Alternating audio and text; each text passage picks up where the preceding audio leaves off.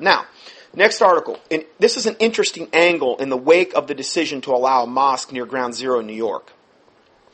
In Spain, Sevilla, it's a town in Spain, Sevilla, some local people found a way to stop the construction of another mosque in their town. They buried a pig on the site, making sure this would be known by the local press. Islamic law forbids erecting a mosque on pig-soiled ground. The Muslims had to cancel the project. This land was actually sold to them by government officials. There were no protests needed by the local people, and it worked. Interesting. The Israelis have been using this strategy since 2004. What they do is they put containers of pork fat in all their buses and made sure everybody knew about it. If a suicide bomber decides to explode himself on the bus, he's taking the chance that some of the pig fat will end up on his body, and therefore he will not go to paradise. Israeli buses have been safe from attacks since then. No more attacks. I think it's brilliant. You're talking about stopping terrorists from killing all these innocent people. And it's as simple as something like that. But that's how wrapped up in demonic bondage that the Muslims are.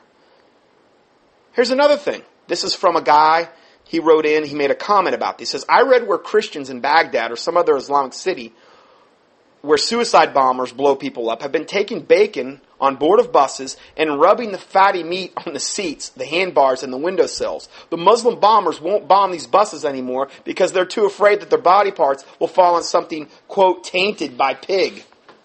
And then they won't go to heaven. Rather than pig's blood, all one would have to get is bacon or pork chops or anything and throw it on the site. How about a giant water cannon that fires water mixed with pig blood to guard the entrances to the military bases to keep suicide bombers away? These guys come in, these suicide bombers, they drive these trucks or whatever loaded with explosives, they kill a ton of people. Think how easy it'd be to prevent all that if you think about it.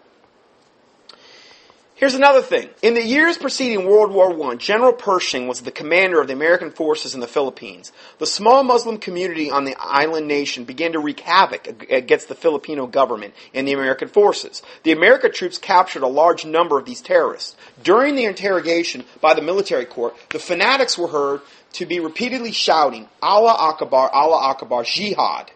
The Philippines are the lands of Islam. In response, General Pershing, ordered the Muslims executed one by one in the presence of the whole group. Muslims will not eat pork, believing that no one can enter into paradise if there's even the smallest amount of swine flesh in their bodies. Knowing this, the general first ordered the firing squad to shoot large hogs. After they skinned the swine, the executioners rolled their bullets in pork fat and passed them through the barrels of their rifles, while the condemned watched them do this. As each condemned terrorist was executed, his corpse was then wrapped in the hog skin and buried on the spot. The entrails of the swine were dumped over the corpse before the grave was covered. 3 of the convicted Muslim terrorists were then released to take the news back to their Islamic communities. That ended the Islamic Jihad in the Philippines. It was over. Now, that's from what I just read you is actually a reference from a book, Vendel Jones Research Institutes, I believe page 20. Interesting. I give you the pictures where they actually buried this pig on the mosque site.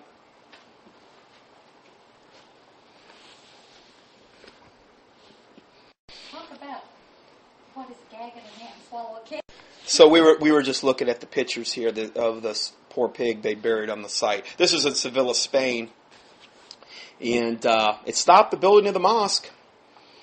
When you have a mosque put in somewhere, it's a stronghold of Satan, is all it is, if you think about it.